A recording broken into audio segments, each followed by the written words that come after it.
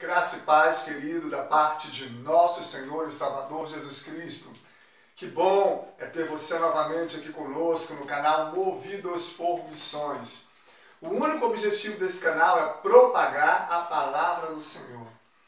Não é para deixar ninguém famoso.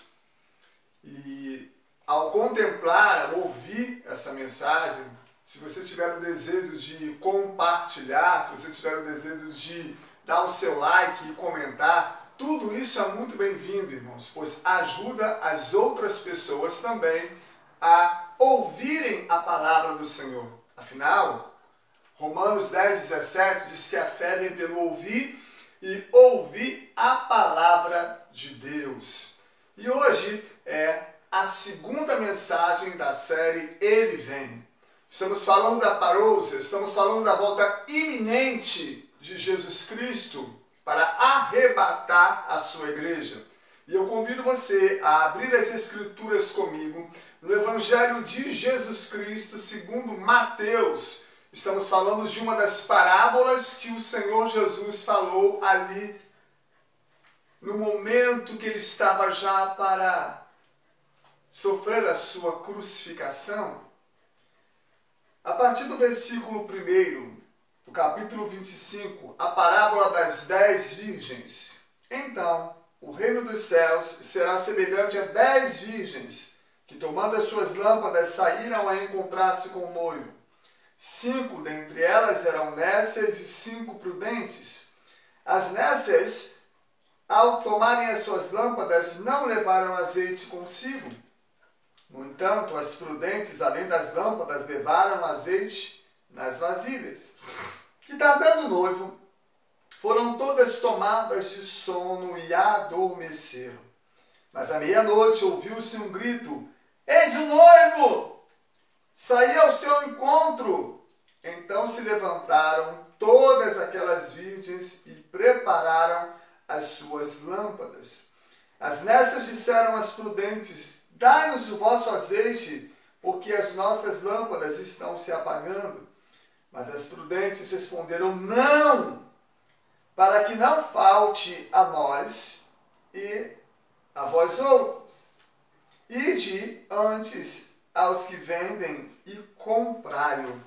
E saindo elas para comprar, chegou o noivo, e as que estavam apercebidas entraram com ele para as bodas e fechou-se a porta.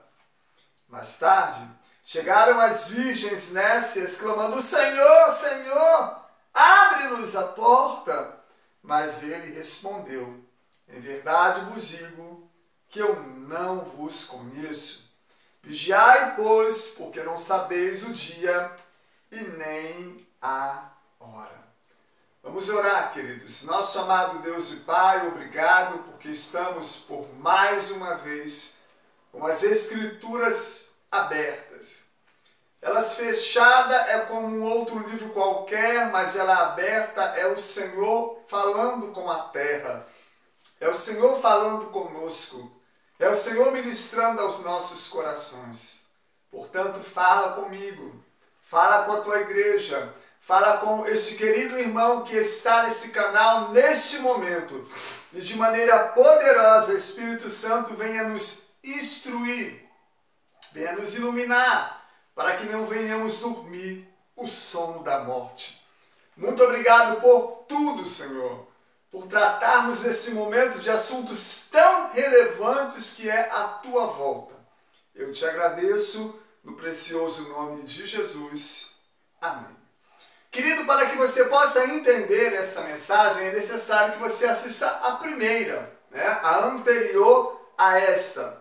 Estamos falando aqui da volta iminente de Jesus e da advertência do próprio Jesus quanto a vigiarmos. Ele disse: "Vigiem, porque vocês não sabem nem o dia e nem a hora."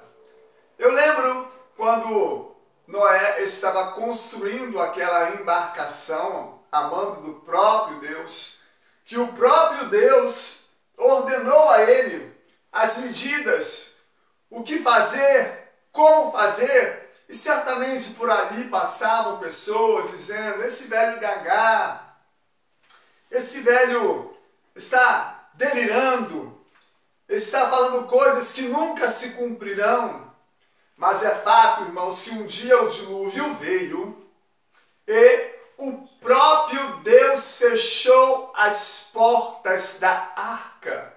Semelhantemente, aqui também as portas se fecharam e elas clamaram ao noivo: Senhor, Senhor! E ele disse: não posso abrir a porta, não vos conheço. Ele vem um dia para arrebatar a sua igreja, os sinais da sua vinda mais se mostram cada vez. Se você nunca ouviu falar do arrebatamento, eu vou te falar o que é. Está registrado em 1 Coríntios capítulo 15, versículo 52. Quando o apóstolo Paulo falava dessa igreja, ele dizia: num momento, num abrir e num fechar de olhos. Abrir e fechar de olhos é a unidade indivisível de tempo. Um evento mais veloz do que nós possamos imaginar. Rapidez, do grego átomos, coisa rápida. Abriu e fechou o olho, a igreja já foi retirada. Imagine isso, irmãos, desastres simultâneos acontecendo em tudo que é lugar, em tudo que é nação, em tudo que é país, em tudo que é cidade, no mundo inteiro. Os cristãos sendo retirados. Observe que apenas 5 dessas virgens, nessa parábola aqui, estavam vigiando. Estavam esperando que o noivo viesse. Nós somos a igreja e nós somos a noiva de Cristo. Um dia o noivo vem para celebrar este casamento. E a noiva precisa estar com a lâmpada cheia de azeite, uma vida santa, uma vida preparada. E por isso elas foram convidadas a entrar nas bodas do Cordeiro. Quero te dizer que quando Jesus vier e retirar a sua igreja de sobre a face da terra, 2 eventos simultâneos acontecerão. Um no céu e outro na terra. Nos céus, o apóstolo Paulo diz aqui mesmo em Coríntios, no capítulo 15, que é necessário que aquilo que é corruptível, o que ele está falando? O nosso corpo, que é corruptível, sujeito a doenças, a enfermidades, a primeira morte, é corruptível. Ele diz que é necessário que aquilo que é corruptível se revista de incorruptibilidade. O que ele está dizendo é que o nosso corpo carnal não herdará a vida eterna, mas os nossos corpos transformados. Então o evento que acontecerá no céu são os corpos transformados, comparecendo à presença de Cristo para receber galardão sobre as obras que realizamos.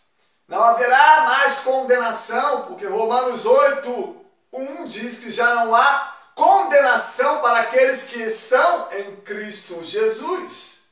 Então, nós nos encontraremos como noiva com o noivo, e ele há de celebrar a preciosa festa do casamento. Imagine, irmãos, que evento majestoso, poderoso, maravilhoso, grande, tremendo, e me falta adjetivos para descrever. Todos os crentes de todas as épocas, do Antigo Testamento, do Novo Testamento, do Oriente, do Ocidente, de todas as tribos, raças, línguas e etnias, todos tomarão assento, aleluia, à mesa do Senhor, e Ele mesmo nos servirá. É a noiva pura, imaculada, santa, separada, que há de se encontrar com o Senhor nos ares e não passará pela grande tribulação. Desde já, meu querido, eu quero te apresentar Tito, capítulo 3, versículo 9. O meu objetivo aqui não é discutir visões teológicas. Eu lembro a época de Calvino e Lutero. De tantos discutirem sobre pressupostos filosóficos, aquilo ali só ficou ali. Não houve salvação, não houve transformação, houve muito debate. Eu não quero debate, eu quero pregar a palavra. Eu quero dizer a você, se prepare. Eu quero dizer a mim mesmo, se prepare, porque Ele vem. Ele vem.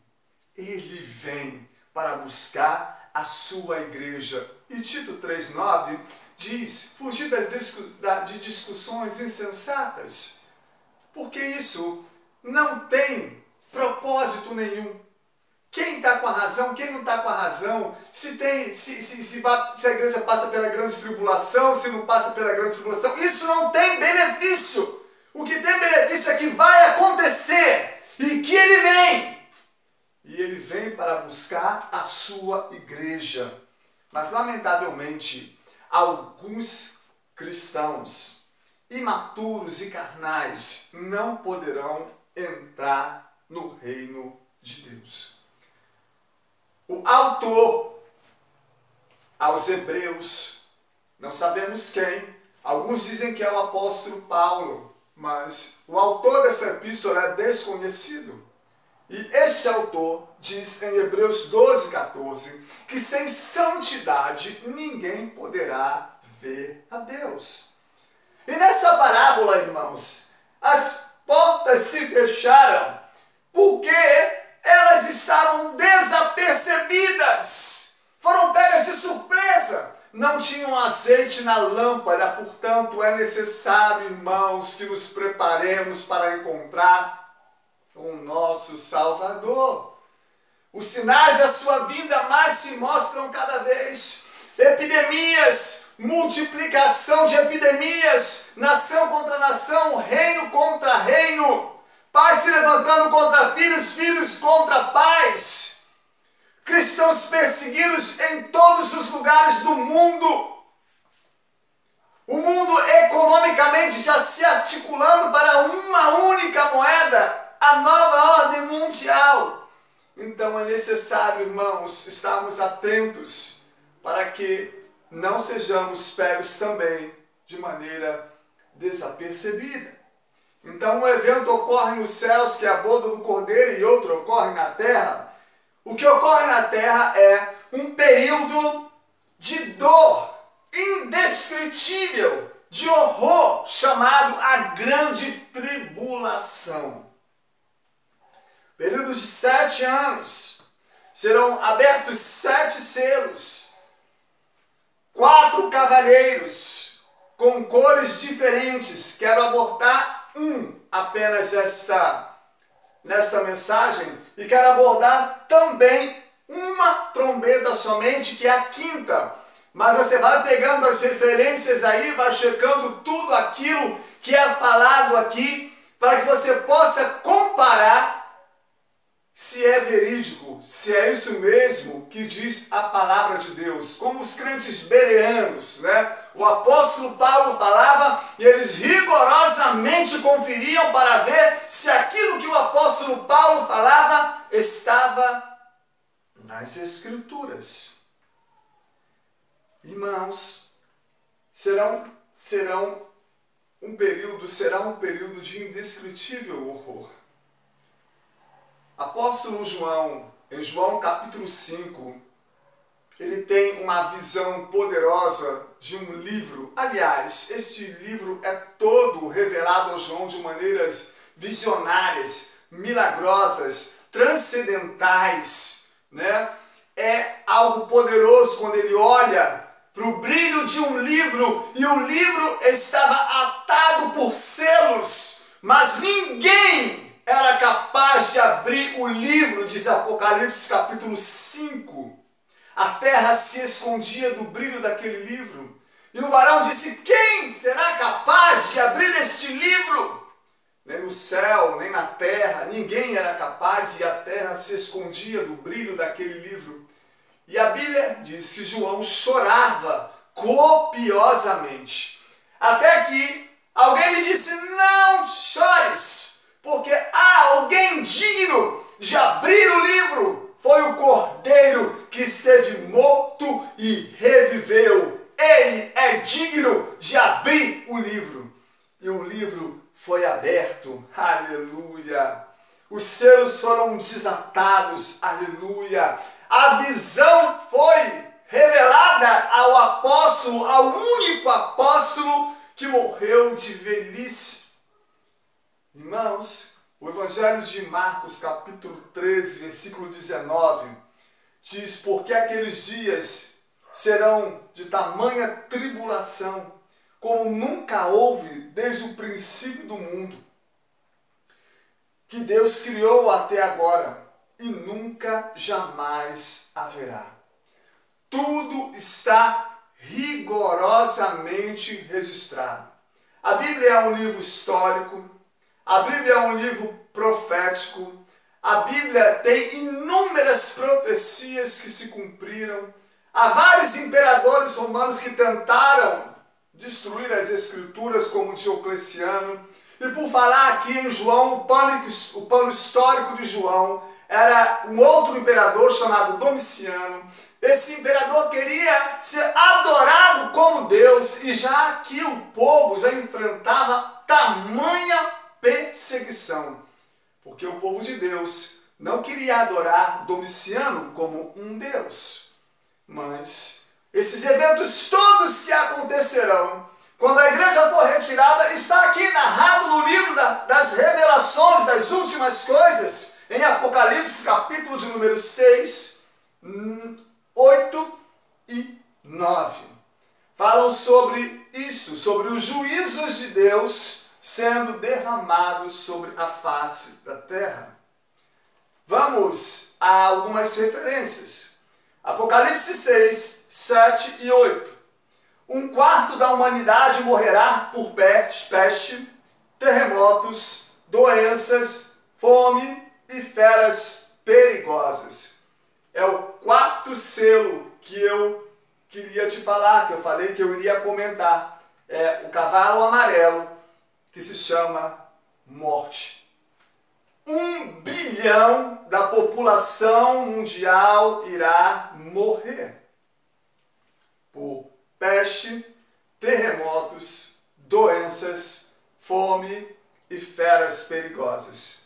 Apocalipse capítulo 8, versículo 7 diz que 1/3 das plantas, das árvores, das ervas serão queimadas.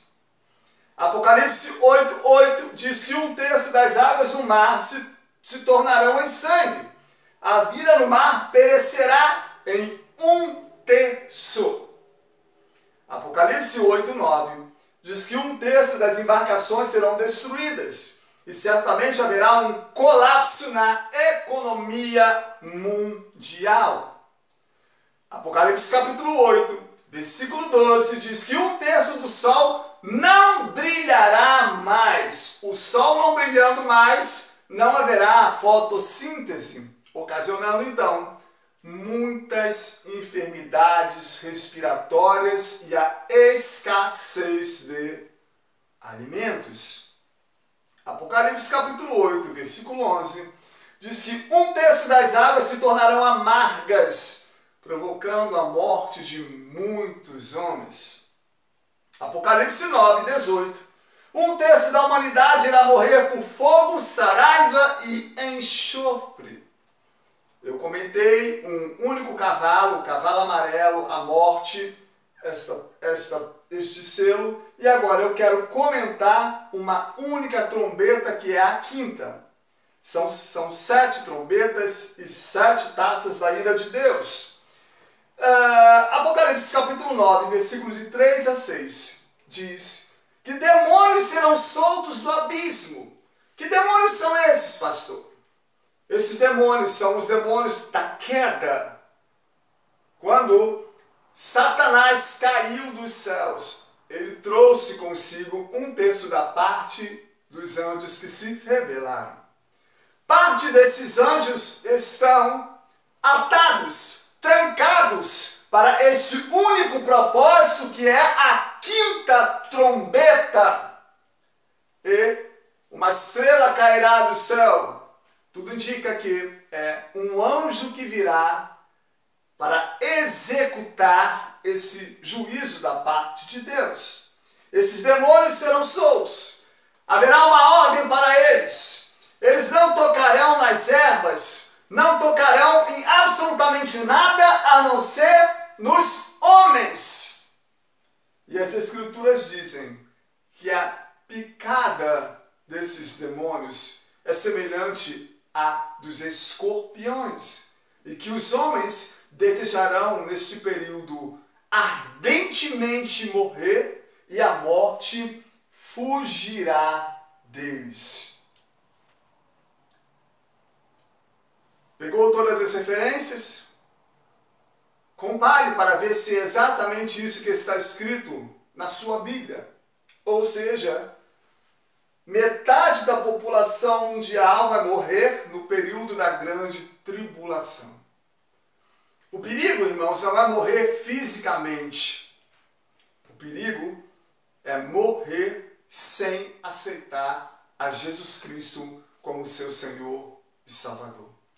Isso significa viver uma eternidade em um lugar de sofrimento. Não é plano de Deus para a vida de ninguém. É plano de Deus que todo ser humano se arrependa e se converta e aceite Ele, que é o único caminho, a única verdade e a única vida, porque ninguém pode chegar ao Pai se não for pelo sangue dele, por esse nome, que é nome sobre todo nome. Atos dos Apóstolos, capítulo 4, versículo 12, diz que um dia todo joelho se dobrará e toda língua confessará que Jesus Cristo é o Senhor. Não há um outro Senhor. Ele é o Senhor do céu, na terra e embaixo dela. Ele é o Senhor de todos nós, o Senhor de todas as nações. Por isso que o salmista com muita propriedade diz: feliz é a nação cujo Deus é o Senhor. E além disso, irmãos, além desses sinais, desses juízos, haverá a trindade satânica reinando na face da terra. O anticristo, que será um homem com uma eloquência especial, com uma capacidade tremenda para trazer a paz mundial e colocar a culpa de todos os eventos, da peste, da fome, da guerra, em Deus. A besta, que é Satanás mesmo, cujo qual agirá através deste anticristo. E ainda terá o falso profeta, que é uma espécie de ministro infernal de cultos. E aí, irmãos, para se alimentar, nós teremos que, nós não, porque nem eu e você, em nome de Jesus, estaremos aqui. Mas aqueles que ficarem por não aceitarem a Jesus Cristo como seu Senhor e Salvador, terão que aceitar a marca da besta para se alimentar. Esse será o sinal.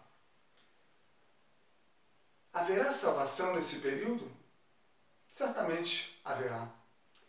Porque Deus é um Deus justo. Estarão nascendo pessoas neste período. A Bíblia diz que ai daquelas que ficarem grávidas por esse período, mas nascerá. E eu creio que haverá também salvação. E Apocalipse capítulo 20, versículo 4, diz que muitos serão guilhotinados. Ou seja, são pessoas oriundas da grande tribulação, que ficaram, os cristãos que ficaram desavisados. Meu querido irmão, vamos nos preparar para a volta iminente de Jesus. Ele vem para nos buscar, sem demora virá. Porque precisamos pensar mais do que nunca no estado eterno final. Aonde vamos passar a eternidade? Meu querido, você que está me ouvindo nesse momento, aonde você vai passar a sua eternidade? A maior bênção do cristão não é riquezas, não é propriedades, não é casa de praia, não é um Honda Civic, não é um carro de 300 mil reais, não são as propriedades. Não, o maior benefício do cristianismo é a vida eterna conquistada na cruz do Calvário. Um preço foi pago. Ele nasceu, o profeta maior Isaías diz que um menino se nasceu, um filho se nos deu, o seu nome será maravilhoso, conselheiro, Deus forte, Pai da eternidade, príncipe da paz. Ele veio para trazer a paz, ele veio para te dar vida eterna. Se você ainda não o tem como seu Senhor e Salvador, neste momento, feche os seus olhos, diga: eu entrego a minha vida para o Senhor. Eu quero ser dele, eu estou escutando essa mensagem. A vida eterna, é verdade, a vida eterna, sim, meu querido, a vida eterna, onde você quer passar a sua eternidade. A Bíblia não fala sobre reencarnação. Hebreus 9:27 diz que ao homem só está ordenado a morrer uma só vez, e depois disso vem o juízo. O Evangelho de Jesus Cristo, segundo João, no capítulo 3, é uma narrativa que ele fala a um grande doutor da lei chamado Nicodemos. Ele diz: Nicodemos, você tem que nascer de novo. Mas esse nascer de novo não é reencarnação, é nascer da água e do Espírito. É porque Nicodemos já havia nascido por concepção natural, homem e mulher. E Jesus falou: Nicodemos, o que é nascido da carne é carne, o que é nascido do Espírito é Espírito. Você tem que nascer de novo. E ele se perturbou: mas como posso eu nascer de novo sendo eu velho? E Jesus disse: olha, o que nasce da carne é carne, o que nasce do Espírito é Espírito. O vento sopra onde quer. O vento é o Espírito Santo, é uma metáfora dele. Ele sopra, ele transforma, ele traz você para Deus, ele te convence do pecado, da justiça e do juízo, e você fica quebrantado para aceitar esse sacrifício poderoso, que foi o sacrifício do sangue de Jesus nesta cruz que está aqui. O nosso rei venceu a morte, por isso ele não está aqui pendurado. Ele venceu a morte, ele ressuscitou, para que todos que crescem no nome dele um dia ressuscitasse também. A eficácia da sua vitória é algo tremendo.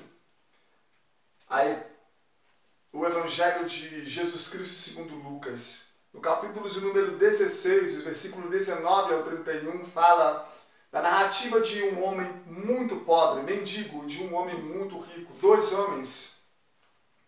E um dia, os dois morreram. Olha que em vida, aquele homem desejava comer das migalhas que caíam da mesa daquele rico. E o rico passava por ele regaladamente: eu tenho muitas propriedades, tenho muito dinheiro, não preciso de nada. Mas ambos morreram. Olha, eu vou te despertar para o que diz a narrativa. Ambos morreram fisicamente. Onde ele foi parar, o rico, ele olhou para cima e viu a Lázaro. Implorou que Lázaro molhasse um pouco de dedo com a água, porque ele já estava em lugar de tormentos, já estava em lugar de sofrimento. E aí, ele visualizou uma parede que não se podia transpor. Ou seja, morrer sem Cristo é uma desgraça. Viver com Ele você até consegue, sem Ele. Mas morrer sem Ele é uma desgraça. E logo que ele percebeu, ele disse: Pai Abraão, permita que eu volte, porque eu tenho 5 irmãos, para que eles não venham para esse lugar de sofrimento. E aquela voz disse a ele: não, ninguém sai daqui.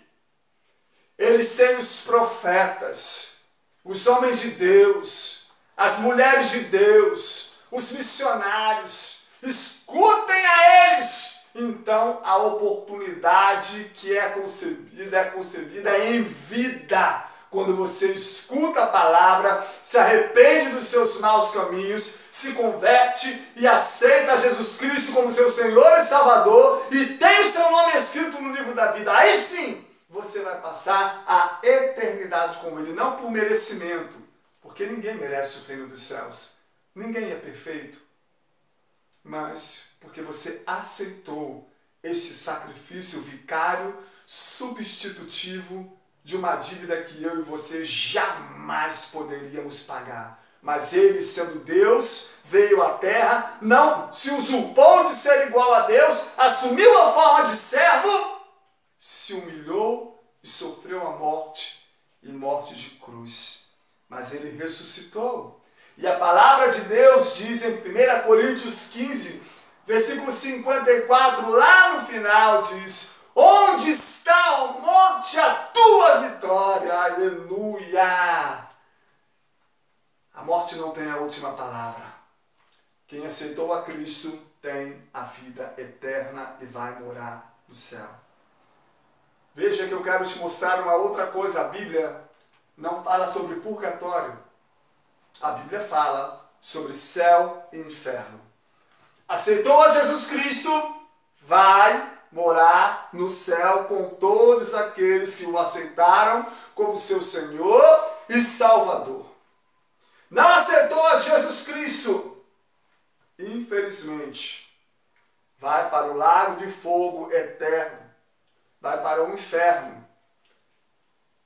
O inferno, a priori, não foi preparado para nenhuma pessoa. Ele foi preparado para esta trindade satânica: a besta, o anticristo e o falso profeta. Mas a palavra de Deus nos diz que o inferno não será só para eles, em Apocalipse 21, 8. Olha aí a lista. Os covardes. Sabe quem são os covardes? Aqueles que não aceitam a Jesus Cristo como seu Senhor e Salvador. Ah, vou sofrer perseguição. Ah, vou perder meus amigos. Ah, vou perder os prazeres desta terra. Covardes. Covardes não herdarão o reino dos céus. Os incrédulos. Eu estou pregando essa mensagem. Pode estar debochando. Quer você creia ou quer você não creia, Ele vem. Quer você creia ou quer você não creia, Ele desceu dos céus e morreu, e sofreu, e ressuscitou, e venceu a morte. Quer você creia ou quer você não creia, há um Deus que governa todas as coisas, e todas as coisas foram feitas pela mão dele, e nada foi feito se não fosse pela vontade dele, porque nós somos criacionistas e cremos que Deus criou tudo. Os abomináveis também ficarão fora. Todos aqueles que cometem abominações, práticas contrárias à palavra de Deus. Os impuros, toda sorte de impureza, também ficarão de fora. Os assassinos que matam e não se arrependem ficarão de fora. Os feiticeiros ficarão de fora. Os idólatras ficarão de fora. E os mentirosos também. O inferno é um lugar de sofrimento eterno, inimaginável, densas trevas, solidão eterna. As pessoas irão escutar gritos horrendos. Então, meu querido irmão, eu quero te dizer que lá não é o teu lugar e nem o meu lugar. Eu quero fazer um apelo a você: entregue a sua vida para Jesus. E se você tem a Jesus, espere, porque Ele virá nos arrebatar. Depois desse período de grande tribulação, haverá um período chamado milênio. E depois do milênio haverá o julgamento do grande trono branco, Apocalipse 29, 11, pequenos e grandes. O mar dará os seus mortos. O inferno também dará os seus mortos. Será aberto o livro da vida. E aí, se o seu nome não estiver lá, será para todos sempre apartado da presença de Deus. Ele vem. Pense nisso. Ele vem. Seja como essas 5 virgens prudentes, tenha sempre azeite na sua lâmpada. Vida sensata, correta, aguardando como a noiva aguarda o noivo. Traremos agora uma nova série de mensagens. Falamos sobre Ruth e agora estaremos falando sobre Esther. 4 mensagens sobre Esther, a rainha da Pérsia. Está imperdível. Curta esse vídeo, compartilhe esse vídeo, comente esse vídeo, faça a palavra de Deus chegar aos confins da terra. Deus abençoe a sua vida poderosamente, a sua família, o seu lar, os seus sonhos, os seus projetos. E que tudo aquilo que você está pensando fazer, intentando fazer, que você receba uma iluminação do alto para que você possa realizá-lo. Que milagres aconteçam na sua casa nesta época de pandemia. No precioso nome de Jesus. Amém. E graças a Deus.